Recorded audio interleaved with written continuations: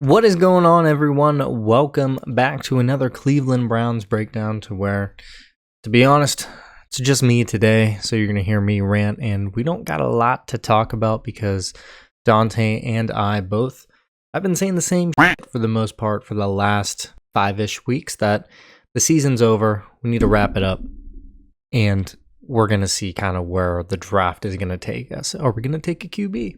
Is it going to be Shador? Is it going to be Cam Ward? Who will it be? We don't know. We won't know until later down the line.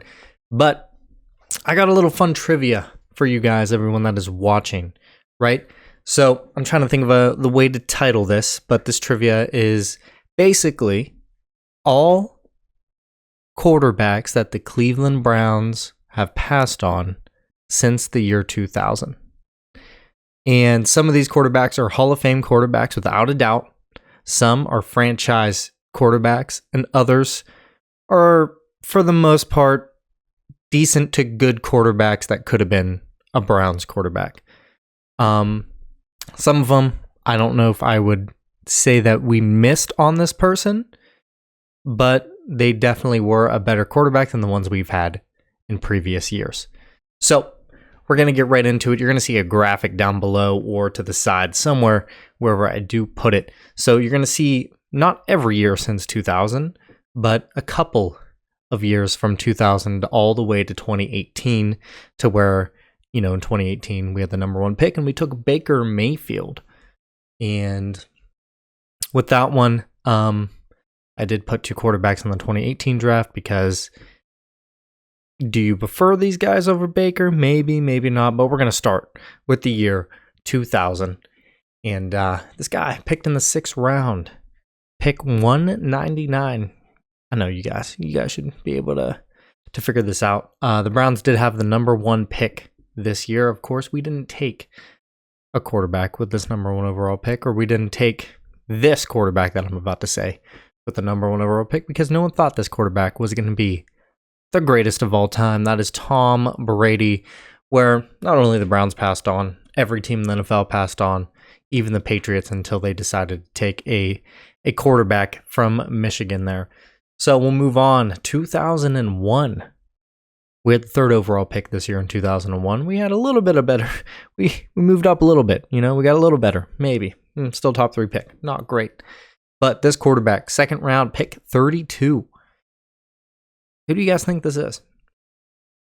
This guy played for 2 teams in his career, won a Super Bowl, used to be the all-time passing yard leader in NFL history until Tom Brady broke that record. Or is it passing touchdowns? One of the two. Can't think of it at the top of my head. You guys should know who it is. Drew Brees. We passed on. Could have had Drew Brees as a Cleveland Brown, but we didn't. In 2002, 2003, we had the 16th overall pick and the 21st overall pick. Not great quarterbacks were in those drafts that we were going to be able to get. So I didn't throw any in there that we missed on. Then we'll move on to 2004. We had the 6th overall pick that year. And only one quarterback from that whole draft I say that we missed on. This guy was picked in the 1st round, pick 11.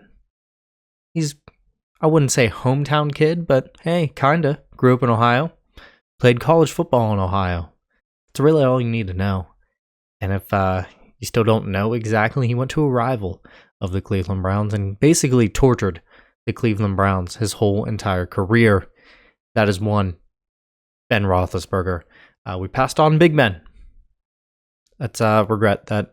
I was 4 years old when this happened, but imagine how different the AFC North would be if Big Ben went to the Cleveland Browns. Then we'll move on to the next year, 2005. The Cleveland Browns had the 3rd overall pick, and we only missed on one quarterback this year. This guy, 1st round pick number 24. This guy also only played for 2 teams in his career, currently still in the NFL. I believe has the best touchdown to interception ratio of all time. If not, he's top 3 for sure. And he's not having a great year this year. That is one. Aaron Rodgers we passed up on in 2005. Not great, but, we did. 2006, we had the 13th overall pick. 2007, we had the 3rd overall pick and the 22nd overall pick, to where we took Joe Thomas and Brady Quinn. In 2008, we traded basically our 1st and 2nd round pick to basically get Brady Quinn in 2007. So not the greatest move that we did, but we did it. 2009, we had the 21st overall pick. That's when we selected the center, the GOAT, Alex Mack. Not a terrible pick. We'll take it. 2010, we had pick number 7. We had Joe Hayden there. And all those years I just listed, no quarterbacks really that were great after those picks that we quote-unquote missed on, or that were Hall of Famers or franchise quarterbacks. 2011, though, different story. Pick 21, the Cleveland Browns had, but this quarterback that we missed on got drafted 2nd round, pick 35. And similar to the 2004 Big Ben pick, this guy, still currently in the league, and originally drafted and played in the AFC North. A rival against, the Cleveland Browns once again. I wouldn't say tortured us like Big Ben, but he was a quote-unquote franchise quarterback for this team. That is Andy Dalton when he went to the Bengals. So I wouldn't say he's a Hall of Fame quarterback. He's the first quarterback that I named that probably won't be in the Hall of Fame. But if the Browns took him, that still could have been a franchise quarterback for the Cleveland Browns. You never know how that would have ended up. Then we'll move on. 2012, we have 3 quarterbacks here. 3 of them. The Cleveland Browns had pick 3 in the 1st round and pick 22 in the 1st round. That was one Trent Richardson and the old-ass Brandon Whedon. So the first one, round number 1, pick 8. This quarterback, probably the least likely one that I would want out of all of them. Absolutely the least likely one. I wouldn't say that we missed on this quarterback exactly, but he's definitely has better career stats than the quarterbacks that we've had in the past. That is one Ryan Tannehill, right? And you guys can say, good, we missed on him, whatever. Went to Miami, went to Tennessee, played all right in both places, made it to the playoffs a couple of times. We'll move on. Russell Wilson. I just said it for you. Actually, you listening in the video right now, you heard me say Russell Wilson. But for TikTok's sake, I'm going to redo this one real quick. Round 3, pick 75. This quarterback went to the Super Bowl twice, won one, lost one. And give you that as a hint. Still in the league, currently in the AFC North. That should have gave it away. That's Russell Wilson. Then move on. Round 4, pick 102. Your hint here? The Cleveland Browns might have liked it if they took this quarterback. And he probably wouldn't have been great coming right out of college. He sat behind one dynamic RG3. And this was Kirk Cousins. So we missed out on Kirk Cousins as well. We don't know how he would have turned out if he started right away for the Cleveland Browns. But if he sat behind, you never know. You never know. 2013, we had pick number 6. We took Barkevius Bingo. Shout out Barkevius. Crazy name, cool name. Then we'll move on. 2014, pick number 8 and pick 22. Once again, pick number 8, we took a corner in Justin Gilbert. Didn't work out. But pick 22, we took Brady Quinn at pick 22. We'll take Johnny Manziel at pick 22. And we know both of those picks did not work out. So, 2nd round pick 36. Who do you think we missed out on? This guy. The Cleveland Browns might have just lost to this guy. If you don't know who the Browns just played, this guy, known for being a Raider, now he's a Saint. Should give it away. That's Derrick Carr that we missed out on. Don't know if he would have been great for the Cleveland Browns. He's just kind of like a guy, but a viable starter in the NFL. We'll move on. 2015, we had pick number 12 and pick number 19. So when we took Danny Shelton and Cameron Irving, none really worked out great. They only had a couple of years in the league. Danny Shelton played, I believe, a little longer than Cam Irving. We'll move on. 2016, we had pick 15 and pick 32. This is where we took Corey Coleman and Emmanuel Ogbah. And this quarterback, currently in the NFL, currently injured. He might be playing, or his team is playing tonight of this recording on Monday night. And this guy, They say that he likes to dink. And Dak, that is Dak Prescott, that we missed out on in the 4th round. Now, move on. 2017, little caveat here. There's 2 of them. One for sure we missed out on. Second one, we'll get to it. First one, round 1, pick number 10. This guy could potentially be the greatest of all time. This is Patrick Mahomes, who sat behind Alex Smith and became great. Now the next guy here. Round 1, pick 12. Led the league in passing one year. And the Browns thought, hey, we might have missed him in the draft. Let's go get him now. And they did. That's Deshaun Watson. And I don't know if it would have been different if the Browns would have drafted him, if he would have been a completely different quarterback like the Texans quarterback that we saw, or he would have been like the one we see now. Who knows? But those first 4 years with the Texans, the Browns would have loved having a quarterback anywhere near that caliber, and that's why they probably tried to get Deshaun. Did that work out? No. Does this really count as missing? I honestly say no, but I threw it in there because why not? It's hilarious. Then we'll move on. Last year, 2018, this is when we did take Baker Mayfield with the number 1 overall pick. Now, after this, I think the Baker is the greatest quarterback of all time for the Cleveland Browns, at least when it comes to talent-wise. Maybe not stats, maybe not accomplishments with the Cleveland Browns, but in today's league, he's the best quarterback for the Cleveland Browns in the last 20 years, in my opinion. So these next 2, I'm just going to say they're Josh Allen and Lamar Jackson. Did you miss out on them? You could say yeah, because you say they're better quarterbacks than one Baker Mayfield. But if Baker Mayfield stayed with the Browns, you're still going to be okay with one Baker Mayfield, but we don't have him anymore. So those are all the quarterbacks that we missed out on. Let us know who you wish that we would have had. Look at all those quarterbacks, all those chances to change this terrible, terrible franchise around. We never did. I do want to give a quick shout out and a little prayer for JOK, Jeremiah Owusu-Koramoah. Got injured during the Ravens game. Don't know if he is going to come back and play football ever again. There's some rumors going around with that, with the neck injury that he once had, or not what he once had, the neck injury he has. And hopefully he is okay. But we did lose to the Saints. Absolutely got dog walked by them. Taysom Hill. I don't even know. Don't even know what to say. Taysom Hill. That's all you got to say. I started him in fantasy in one of my leagues just to mess around because I didn't care about that fantasy league. He put up 45 points. Of course he does. Of course he does. Why wouldn't he? Right? And yeah, I mean, there's not much to talk about it. Jerry Jeudy, decent good wide receiver. Shown some glimpses. Juan Thornhill on one of the busted plays started to jog instead of chase down the defender or the wide receiver. Defense looked okay at times, then terrible at times. Offense looked good at times, then terrible at times.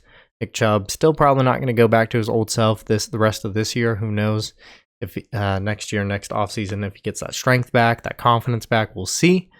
But that's enough for the Browns talk, honestly. I mean, I know you guys might be here for that, but it's time to talk just AFC North football. And the most recent game that we once had, you could say Bengals Chargers prime time, but the most important one that we watched was the Steelers and the Baltimore Ravens. Pittsburgh won 18-16. They didn't need to get a touchdown. I don't know. They did it again. Don't need to get a touchdown, but they somehow beat a team. And with that, Lamar always has struggles against Pittsburgh Steelers, and I really don't know why. And shout out to Mike Tomlin saying, one man's trash is another man's treasure. Getting Patrick Queen over to Pittsburgh. Russell Wilson, he looked all right besides that pick that he threw in the red zone. Uncharacteristic of him, but, they came back. They handled what they needed to do. And I will say, if you guys didn't watch that game, it was a sloppy game. A lot of penalties. Not a lot of offense, obviously. As you see from the score, and the Steelers didn't get a touchdown. Like I just pulled it up here. Ravens had 12 penalties. Steelers, 7. Ravens, 3 turnovers. to the Steelers, 1 turnover. And the biggest thing was just time of possession. The Steelers just kept the ball for the most of the time, pounding the rock, getting those turnovers, wasting even more time. They had 36 minutes compared to the Baltimore's 23. Now, the biggest question in the AFC North is that, are the Steelers the best team in the AFC North? And it looks like it.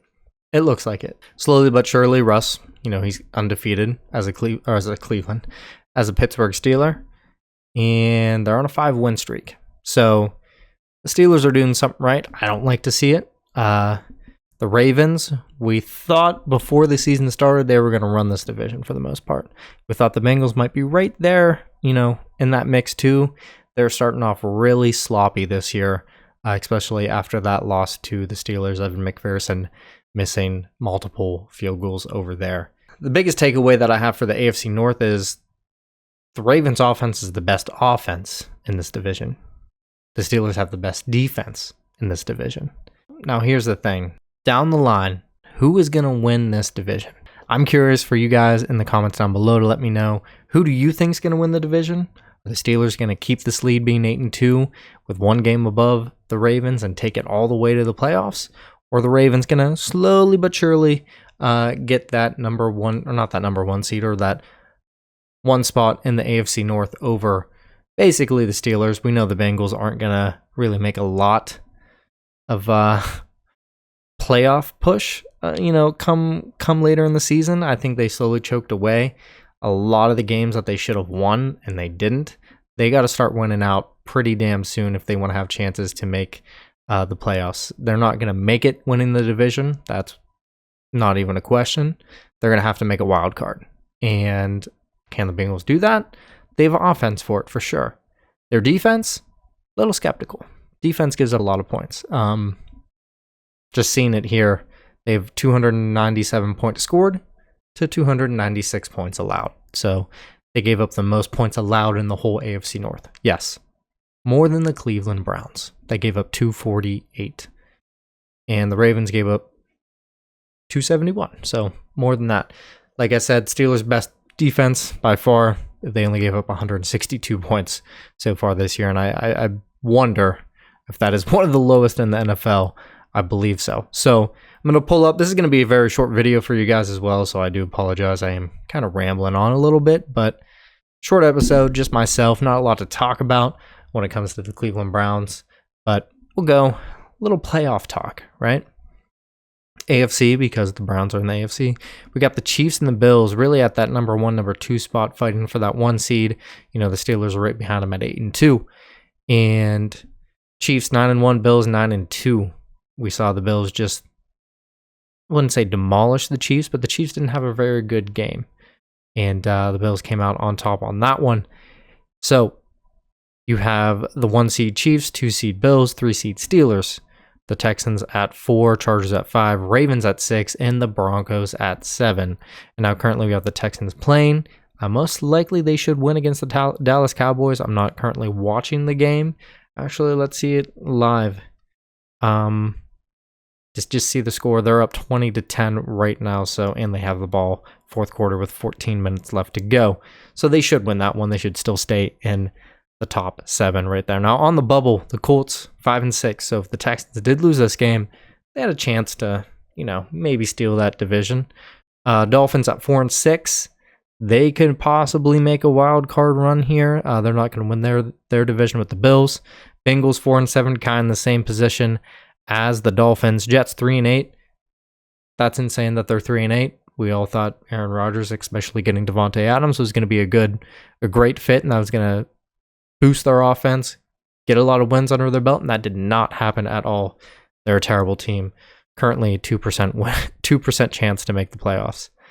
Then the rest of the teams, it really doesn't matter in the AFC. You got the Patriots, Browns, Titans, Raiders, and Jaguars, all with 1% or less chance to make the playoffs. So we're fighting them basically for a great draft pick. We'll see how that goes. Then we'll move on. NFC, got the Lions at the number 1 spot with the Eagles right behind them at number 2 at 8-2. Lions 9-1.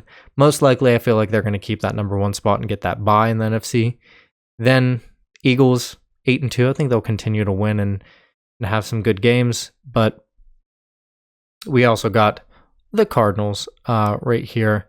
Surprising that they're winning their division. You know, they had the 49ers, they had the Rams, they had the Seahawks on that division. It's a close division. If the Cardinals fall off for 2 games, anybody else can take that division. Everyone else is 5-5, I believe, in that division, and they are in the NFC West. They're all 5-5. Besides the Cardinals, who are 6-4. They're on a bye week, so we'll see coming out of the bye how they do. Then you got the Falcons at 6-5. Originally, I did say Buccaneers were going to win that division. Didn't work out. A lot of players got hurt. Baker Mayfield's still a dog. And they haven't been playing terrible. They almost beat the Chiefs, almost beat the Falcons twice. Neither time worked out for them, but Falcons 6-5. Vikings 8-2. They're 8-2, but they're the 5th seed because they're not leading in the NFC North. The Lions are. Then you got the Packers, seed 6 also. They're 7-3. Great record, but they're also behind the Lions. And then you got the Commanders behind the Eagles. Couldn't think of the name. Behind the Eagles in their division, so they come in at seed number 7. And like I mentioned before, the Rams, Seahawks, and 49ers all 5-5. I could definitely see a couple of these guys eventually making it into the wild card. And then you got the Bucs at 4-6. I don't think they're going to really put a lot of stuff together. They have a 38% chance to make the playoffs. I just don't see that happening anytime soon, especially with their injuries on offense. The Bears, 4-6, had a lot of hope with Caleb Williams and that offense around them. They got rid of their OC and bring in a new OC. Then they finally get a touchdown on how many drives? 40 drives without a touchdown or something like that. It was an insane stat. But the Bears, not a lot of hope, especially in that division. If you guys look up their schedule coming up, it's a lot of division games, and their division is tough. So I don't expect the Bears to pull out a lot of games the rest of this year. Then you got the Saints. They're 4-7. They just beat us, the Cleveland Browns. I don't see them making it. The Cowboys as well, don't see them making it. And then you got Panthers, Giants. Shout out to Bryce Young to finally, start and, grab a couple of wins. And shout out to Tommy DeVito. You're starting over Drew Lock, DeVito. That's not funny. Anyways, that's just a quick breakdown of the current landscape of the NFL playoffs. Now, I really have nothing else to talk to you guys about because the Cleveland Browns season is already over. Draft pick wise, I still like Cam Ward. Dylan Gabriel, he's all right, but he's on, the best team in football. So a little asterisk when it comes to that. And Shador, who knows? He might be good. Who do you guys want to see the Browns take? Let me know. Let me know if I should find Dante for not making tonight's episode, I guess. It's 10:54 p.m. right now. But I will say thank you guys for watching. I appreciate you guys tuning in. If you made it this far to me rambling, I'm surprised. I appreciate you. I really do. You comment down below, I'll comment back at you. And hey, as Dante would say, watch the ads.